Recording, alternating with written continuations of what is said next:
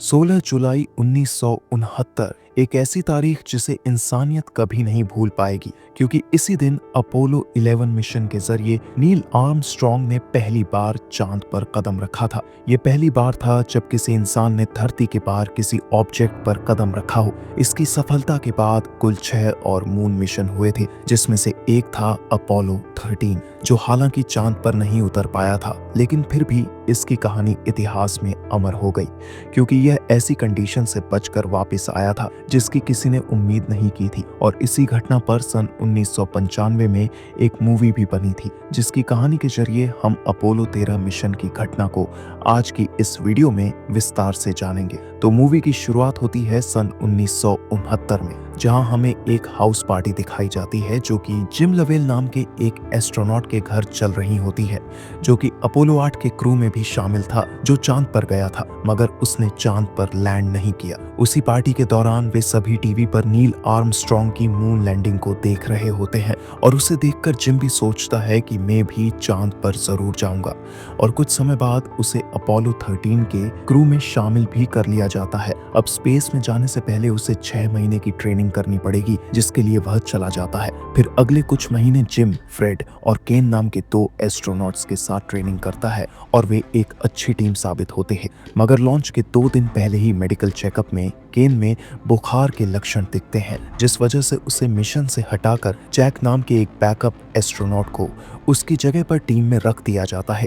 और 2 दिन बाद 11 अप्रैल 1970 को फ्लोरिडा के कनेडी स्पेस सेंटर से अपोलो 13 को सफलतापूर्वक लॉन्च किया जाता है। इसके लॉन्च को देखने के लिए करीब 2 लाख लोग आए थे। इस मिशन में 3 अंतरिक्ष यात्री थे: commander Jim Lovell, command module pilot Jack Swigert और lunar module pilot Fred Haise. ये तीनों अंतरिक्ष यात्री चांद के फ्रामोरो क्रेटर पर उतरने वाले थे, जो चांद की सतह पर एक विशाल गड्ढा है। ये साइट इसलिए चुनी गई थी क्योंकि यहाँ पर चांद और पृथ्वी की उत्पत्ति के बारे में महत्वपूर्ण जानकारी मिल सकती है। इस मिशन में समस्या आना लॉन्च के समय से ही शुरू हो चुकी थी। जब रॉकेट अंतरिक्ष की ओर जा रहा था, तब उसका एक इंजन काम करना बंद कर देता है, लेकिन फिर भी नासा बचे हुए 4 इंजन की मदद से एस्ट्रोनॉट्स को अंतरिक्ष में भेज देता है। अब इससे पहले कि हम कहानी में आगे बढ़े, हमें पहले इस स्पेसक्राफ्ट की डिजाइन को समझना होगा। ये स्पेसक्राफ्ट मेनली 3 कंपोनेंट से मिलकर बना था। पहला, कमांड मॉड्यूल, जिसमें एस्ट्रोनॉट्स बैठे थे, और यही मेन स्पेसक्राफ्ट था जो उन्हें वापस धरती पर लाने वाला था। इसमें एस्ट्रोनॉट्स के रहने और खाने पीने की सुविधा थी। इसी में लगे कंप्यूटर्स और नेविगेशन सिस्टम से वो लोग नासा से संपर्क में थे। दूसरा, सर्विस मॉड्यूल। इसका काम कमांड मॉड्यूल में लाइफ सपोर्ट को बनाए रखना था। इसमें फ्यूल सेल्स थे जिनका काम बिजली बनाना था, और साथ ही कुछ ऑक्सीजन और हाइड्रोजन के टैंक्स भी थे। ये दोनों स्पेसक्राफ्ट का ईंधन था। इन्हीं टैंक्स की मदद से कमांड मॉड्यूल में बैठे एस्ट्रोनॉट्स के लिए हवा, पानी और बिजली का इंतजाम होता था। तीसरा हिस्सा था लूनर मॉड्यूल, जिसका काम था एस्ट्रोनॉट्स को चांद पर उतारना और वहां से वापस लाना। इसमें 2 लोगों का ही लाइफ सपोर्ट सिस्टम था। दरअसल प्लान के मुताबिक जब अपोलो स्पेसक्राफ्ट चांद के ऑर्बिट में पहुंचेगा, तब कमांड मॉड्यूल में से 2 एस्ट्रोनॉट्स लूनर मॉड्यूल में शिफ्ट होंगे। उसके बाद लूनर मॉड्यूल मेन स्पेसक्राफ्ट से अलग होगा और धीरे धीरे चांद की सतह पर उतरेगा, और तब तक बचा हुआ एक एस्ट्रोनॉट्स चांद के ऑर्बिट में चक्कर लगाता रहेगा। फिर चांद पर जब एस्ट्रोनॉट्स का काम पूरा हो जाएगा, तब ये लूनर मॉड्यूल 2 भागों में अलग हो जाएगा। नीचे वाला भाग हमेशा के लिए चांद पर ही रहेगा, जबकि ऊपर वाले भाग में एस्ट्रोनॉट्स बैठकर वापस मेन स्पेसक्राफ्ट यानी कमांड मॉड्यूल में आ जाएंगे, और फिर वापस धरती की ओर अपनी यात्रा शुरू करेंगे। यहाँ पर ध्यान देने वाली बात यह है कि इस लूनर मॉड्यूल का खुद का लाइफ सपोर्ट सिस्टम है, यानी यह 2 एस्ट्रोनॉट्स को चांद पर उतारने से लेकर वापस अपोलो यान में आने तक बिजली और ऑक्सीजन इत्यादि की सप्लाई देता रहेगा। तो चलिए अब अपनी कहानी पर वापस आते हैं। अपोलो 13 अब पृथ्वी के कक्षा में प्रवेश कर चुका था, और फिर इसे चांद की ओर रवाना किया गया। पृथ्वी से चंद्रमा तक पहुंचने में लगभग 4 दिन लगते हैं। लॉन्च के लगभग 55 घंटे बाद अपोलो 13 अपनी आधी से ज्यादा दूरी तय कर चुका था। मिशन की शुरुआत से ही अंतरिक्ष यात्री ह्यूस्टन में मौजूद नासा के मिशन कंट्रोल से लगातार संपर्क में थे। फिर वे लोग एक टेलीविजन ब्रॉडकास्ट रिकॉर्ड करते हैं इस उम्मीद में कि ये टीवी पर टेलीकास्ट होगा, जिसमें उन्होंने दिखाया कि जीरो ग्रेविटी में वे किस तरह से रह रहे हैं और उनका स्पेसक्राफ्ट अंदर से कैसा है। हालांकि अपोलो 13 के लॉन्च की तरह इस लाइव ब्रॉडकास्ट को भी किसी भी टीवी चैनल ने प्रसारित नहीं किया। लोगों का अपोलो मिशनों में इंटरेस्ट कम हो चुका था, जिस कारण अंतरिक्ष यात्रियों की रोजमर्रा की गतिविधियों को देखने में किसी ने खास दिलचस्पी नहीं ली। लेकिन किसी को अंदाजा नहीं था कि जिस प्रसारण को दुनिया ने नजरअंदाज कर दिया, उसके कुछ ही मिनटों बाद ऐसी घटना घटने वाली थी जो पूरी दुनिया का ध्यान अपनी ओर खींच लेगी। इस लाइव ब्रॉडकास्ट को खत्म करने के बाद एस्ट्रोनॉट्स अपने रूटीन मेंटेनेंस के काम में जुट गए। हमेशा की तरह वे ह्यूस्टन में मौजूद मिशन कंट्रोल से संपर्क में थे और वहां से मिलने वाले निर्देशों का पालन कर रहे थे। इसी दौरान मिशन कंट्रोल ने कमांड मॉड्यूल पायलट जैक स्वीगर्ट को ऑक्सीजन टैंक में लगे फैन को चालू करने का निर्देश दिया,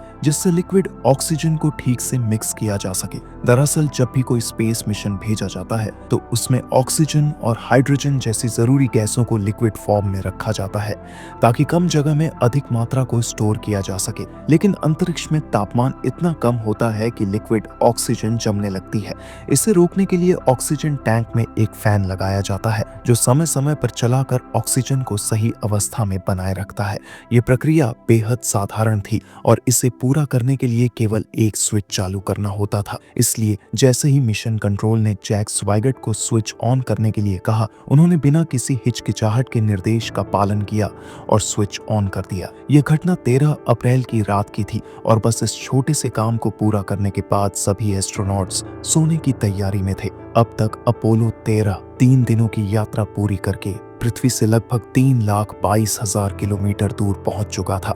उनके चांद पर लैंड करने में कुछ घंटों का ही समय बचा था। लेकिन जैसे ही जैक स्वीगर्ट ने स्विच ऑन किया, कुछ ऐसा हुआ जिसने उनके चंद्रमा पर उतरने के सपने को चकनाचूर कर दिया। स्विच ऑन करने के ठीक 1 मिनट बाद अपोलो 13 में एक जोरदार धमाका हुआ। यह विस्फोट इतना भयानक था कि पूरा स्पेसक्राफ्ट हिल गया और तीनों अंतरिक्ष यात्री अपनी अपनी जगह से उछल पड़े। उनके सामने मौजूद सिस्टम के इंडिकेटर अचानक लाल हो गए। वार्निंग अलार्म जोर जोर से बजने लगे और अंतरिक्ष यान के कई जरूरी सिस्टम्स ने काम करना बंद कर दिया।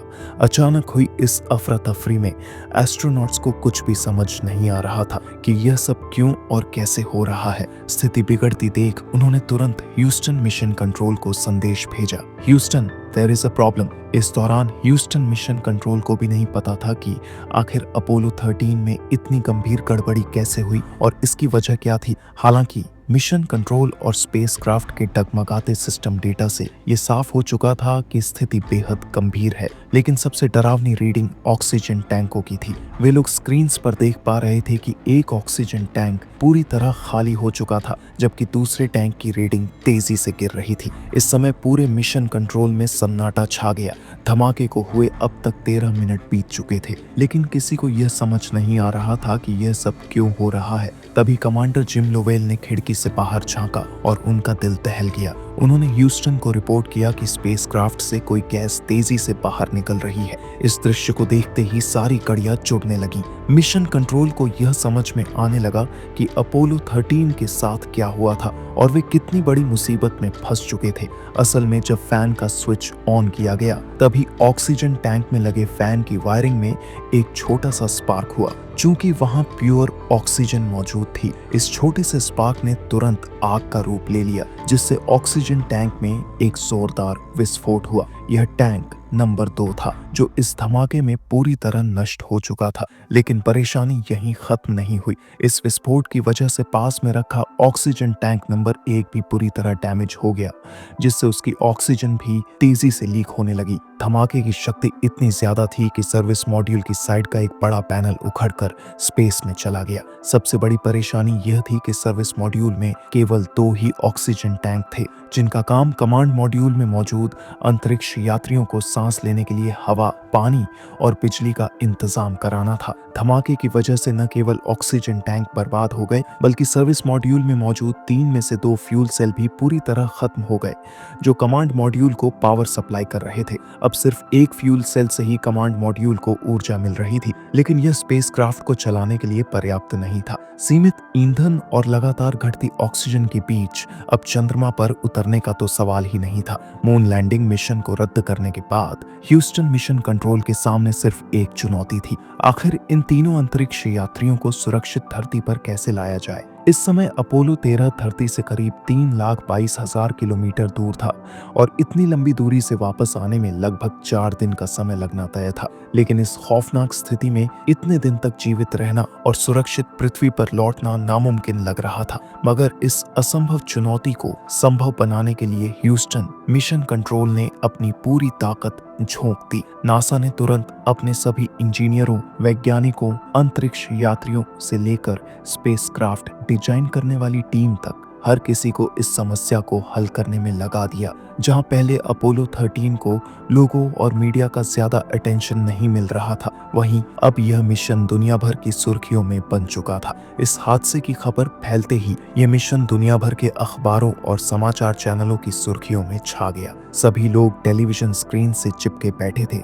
दूसरी तरफ अंतरिक्ष में मौजूद एस्ट्रोनॉट्स बेहद मुश्किल हालातों का सामना कर रहे थे। जिस कमांड मॉड्यूल में वे सवार थे, उसकी पावर सप्लाई अब कुछ ही समय के लिए ही बची थी, जिससे सफर जारी रखना और सुरक्षित पृथ्वी तक लौटना लगभग असंभव हो गया था। धरती पर मिशन कंट्रोल लगातार एक सुरक्षित रास्ता खोजने में जुटा था ताकि एस्ट्रोनॉट्स को सही सलामत वापस लाया जा सके।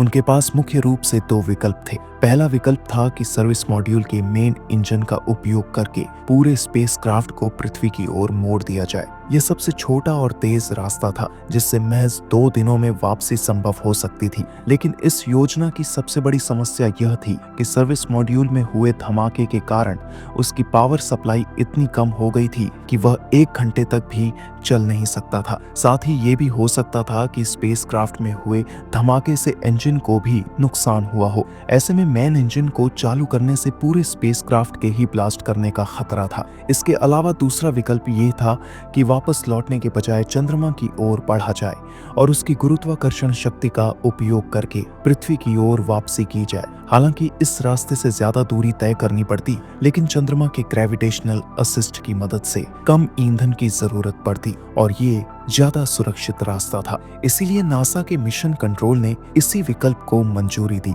साथ ही आगे की यात्रा के दौरान कमांड मॉड्यूल के बजाय इससे जुड़े लूनर मॉड्यूल का उपयोग करने का निर्णय लिया गया, जिसे चांद पर लैंड करने के लिए बनाया गया था। जैसा कि मैंने पहले ही बताया, इसमें अपनी खुद की ऑक्सीजन और पावर की सुविधा मौजूद थी, इसलिए ऐसा करके कमांड मॉड्यूल की पावर को बचाया जा सकता था ताकि उसे धरती में एरी एंट्री के समय इस्तेमाल किया जा सके।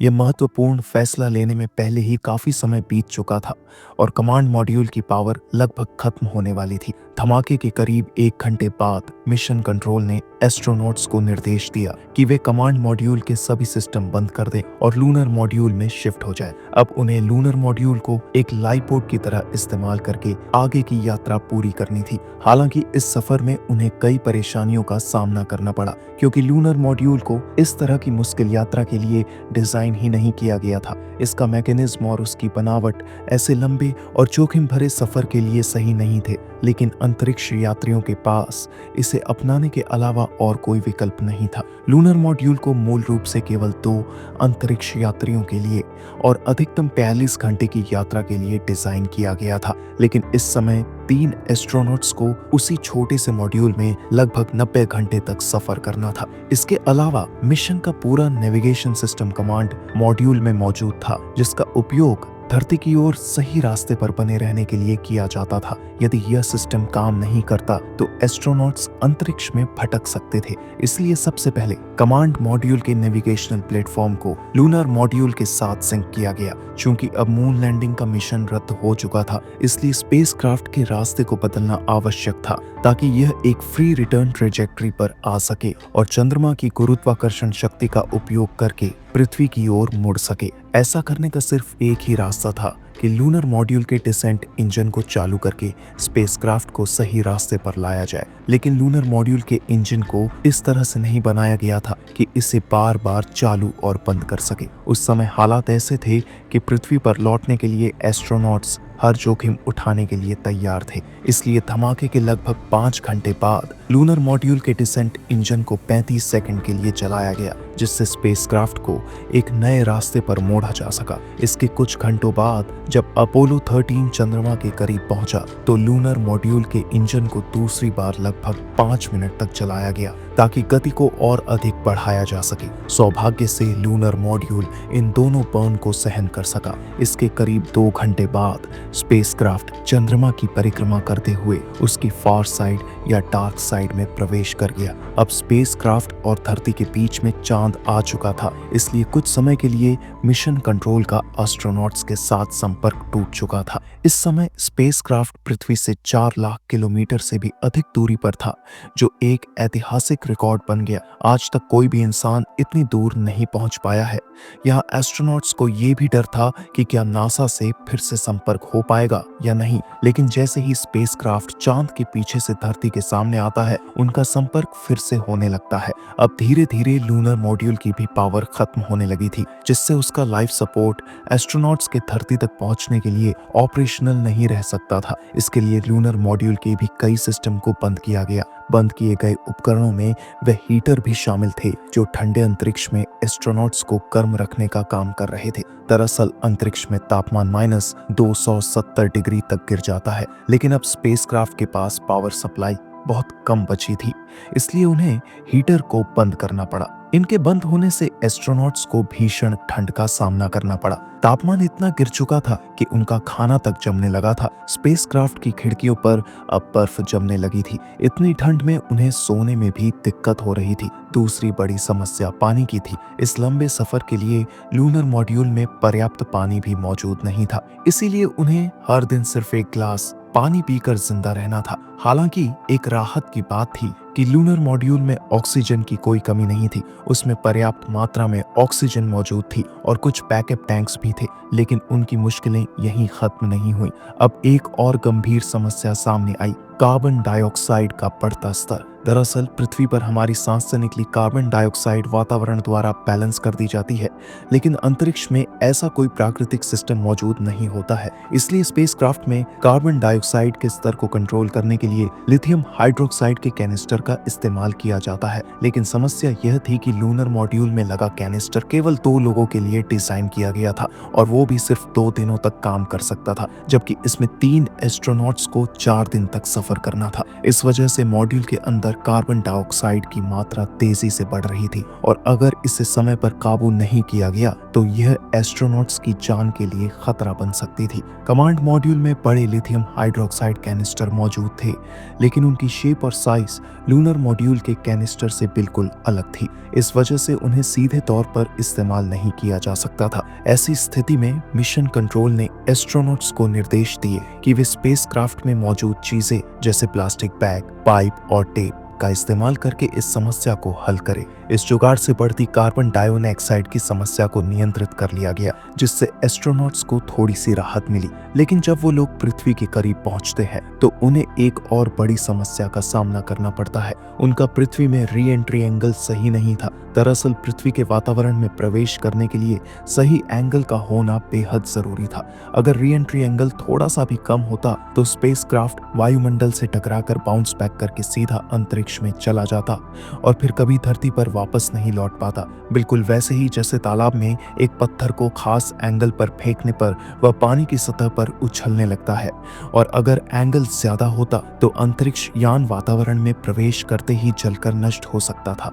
अब इसे सही करने का सिर्फ एक ही रास्ता था कि एक बार फिर से लूनर मॉड्यूल के इंजन को चालू करके करेक्शन करना। लेकिन प्रॉब्लम ये थी कि उन्होंने स्पेसक्राफ्ट के नेविगेशन सिस्टम को बंद कर दिया था और वे उसे चालू भी नहीं कर सकते थे क्योंकि उन्हें बिजली भी बचानी थी। अब बिना नेविगेशन के कब, किस दिशा में और कितने समय के लिए इंजन ऑन करना है, इसका अंदाजा लगाना मुश्किल था क्योंकि ये सब ऑटोमेटिकली कंप्यूटर कर देता था। लेकिन अब एस्ट्रोनॉट्स को इसे खुद मैन्युअली करना पड़ेगा। मिशन कंट्रोल ने कुछ कैलकुलेशंस किए और अंतरिक्ष यात्रियों को निर्देश दिया कि कौन से इंजन को कितनी देर तक चालू रखना है। 2 एस्ट्रोनॉट्स ने कंट्रोल संभाले, एक ने टाइमिंग पर ध्यान दिया और तीसरी बार लूनर मॉड्यूल का इंजन चालू किया गया। सौभाग्य से इस तीसरे बर्न को भी लूनर मॉड्यूल का इंजन झेल गया और एस्ट्रोनॉट्स ने रीएंट्री के एंगल को भी फिक्स कर लिया। इन तमाम मुश्किलों का सामना करते हुए 17 अप्रैल 1970 की सुबह अपोलो 13 तेज रफ्तार से पृथ्वी के करीब पहुंचने लगा। अब इम्तिहान की घड़ी करीब थी। रीएंट्री में अब सिर्फ 3 घंटे बाकी थे। मिशन कंट्रोल एस्ट्रोनॉट्स को निर्देश देते हैं कि वे अब कमांड मॉड्यूल में चले जाएं, क्योंकि सिर्फ कमांड मॉड्यूल ही पृथ्वी के वातावरण में सुरक्षित री-एंट्री के लिए डिजाइन किया गया था। दरअसल पृथ्वी के वायुमंडल में प्रवेश करते समय तेज घर्षण के कारण अत्यधिक गर्मी उत्पन्न होती है। इस घातक तापमान से बचाने के लिए कमांड मॉड्यूल के नीचे एक विशेष हीट शील्ड लगी होती है जो अंतरिक्ष यात्रियों की सुरक्षा सुनिश्चित करती है। इसलिए री एंट्री से ठीक पहले उन्होंने लूनर मॉड्यूल को छोड़कर कमांड मॉड्यूल में शिफ्ट होने की प्रक्रिया शुरू कर दी। लेकिन यहाँ एक और समस्या थी। कई दिनों से कमांड मॉड्यूल बंद पड़ा था, जिसकी वजह से उसका तापमान बहुत नीचे चला गया था। मॉड्यूल की वॉल्स, सीलिंग, फ्लोर, वायर्स और कंट्रोल पैनल समेत हर चीज पानी की बूंदों से ढकी हुई थी। धरती पर मौजूद मिशन कंट्रोल को इस बात की चिंता थी कि क्या कमांड मॉड्यूल दोबारा चालू हो पाएगा या नहीं। हालात बेहद मुश्किल थे, लेकिन तमाम प्रयासों के बाद आखिरकार बची हुई ऊर्जा की मदद से कमांड मॉड्यूल फिर से चालू हो गया। अब पृथ्वी महज 2 घंटे की दूरी पर थी। इसी दौरान कमांड मॉड्यूल से सर्विस मॉड्यूल को अलग कर दिया गया। जब अंतरिक्ष यात्रियों ने दूर जाते सर्विस मॉड्यूल की तस्वीरें लीं, तो उन्हें दिखा कि धमाके की वजह से उसका एक पूरा पैनल उखड़ चुका था। इसके कुछ समय बाद पृथ्वी के वायुमंडल में प्रवेश करने से पहले कमांड मॉड्यूल से लूनर मॉड्यूल को भी अलग कर दिया गया। ये वही मॉड्यूल था जिसका इस्तेमाल अब तक एक लाइफ बोट की तरह किया गया था। आमतौर पर लूनर मॉड्यूल को चांद के ऑर्बिट में छोड़ दिया जाता है, पर इस मिशन में ऐसा नहीं किया गया, क्योंकि ये लूनर मॉड्यूल ही था जिसने अभी तक एस्ट्रोनॉट्स को जिंदा रखा था। अब इसके बाद कमांड मॉड्यूल को अर्थ के एटमॉस्फेयर में री एंट्री करनी थी और पैसिफिक ओशन में एक तय इलाके के लैंड करना था। इस प्रोसेस में कुछ दिक्कतें आई, मगर आखिर में वे लैंड हो गए और तीनों एस्ट्रोनॉट्स जिंदा घर लौट आए। इसी के साथ मूवी खत्म हो जाती है। तो बस आज की इस वीडियो में इतना ही। अगर आपको ये वीडियो अच्छी लगी तो इसे एक लाइक देकर चैनलों को भी सब्सक्राइब जरूर कर देना। मैं मिलता हूँ आपसे किसी और इंटरेस्टिंग मूवी के साथ। तब तक के लिए सायोनारा।